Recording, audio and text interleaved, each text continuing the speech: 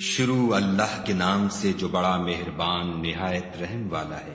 خدا جو نہایت مہربان، اسی نے قرآن کی تعلیم فرمائی، اسی نے انسان کو پیدا کیا، اسی نے اس کو بولنا سکھایا۔ سورج اور چاند ایک حساب مقرر سے چل رہے ہیں، اور بوٹیاں اور درخت سجدہ کر رہے ہیں، اور اسی نے آسمان کو بلند کیا اور ترازو قائم کی کہ ترازو سے تولنے میں حد سے تجاوز نہ کرو، اور انصاف کے ساتھ ٹھیک تولو اور تول کم مت کرو۔ اور اسی نے خلقت کے لیے زمین بچھائی، اس میں میوے اور کھجور کے درخت ہیں جن کے خوشوں پر غلاف ہوتے ہیں، اور اناج جس کے ساتھ بھس ہوتا ہے، اور خوشبودار پھول۔ تو اے گروہ جن و انس، تم اپنے پروردگار کی کون کون سی نعمت کو جھٹلاؤ گے؟ اسی نے انسان کو ٹھیکرے کی طرح کھنکھناتی مٹی سے بنایا، اور جنات کو آگ کے شعلے سے پیدا کیا۔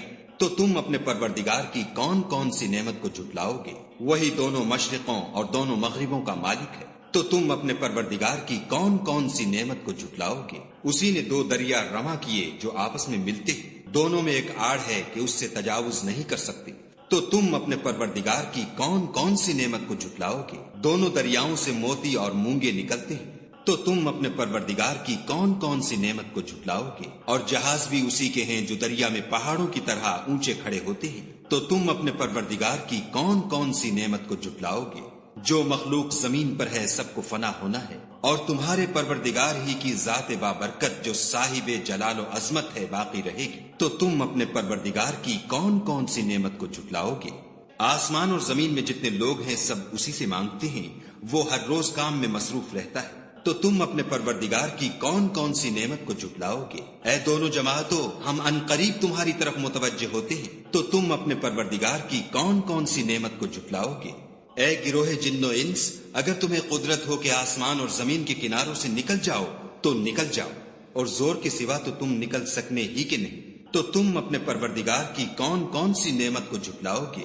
تم پر آگ کے شعلے اور دھواں چھوڑ دیا جائے گا تو پھر تم مقابلہ نہ کر سکو گے۔ تو تم اپنے پروردگار کی کون کون سی نعمت کو جھٹلاؤ گے؟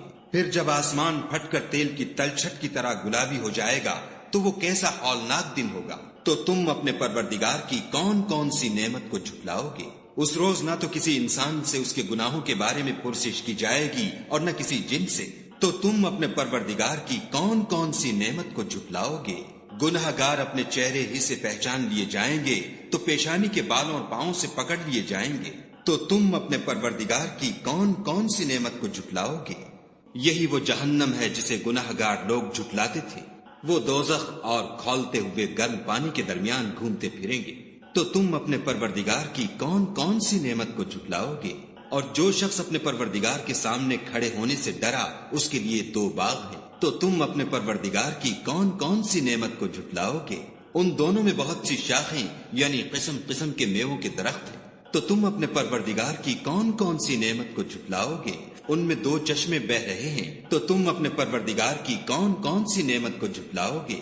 ان میں سب میوے دو دو قسم کے ہیں۔ تو تم اپنے پروردگار کی کون کون سی نعمت کو جھٹلاؤ گے؟ اہل جنت ایسے بچھونوں پر جن کے استر اطلس کے ہیں تکیہ لگائے ہوئے ہوں گے، اور دونوں باغوں کے میوے قریب جھک رہے ہیں۔ تو تم اپنے پروردگار کی کون کون سی نعمت کو جھٹلاؤ گے؟ ان میں نیچی نگاہ والی عورتیں ہیں جن کو اہل جنت سے پہلے نہ کسی انسان نے ہاتھ لگایا اور نہ کسی جن نے۔ تو تم اپنے پروردگار کی کون کون سی نعمت کو جھٹلاؤ گے؟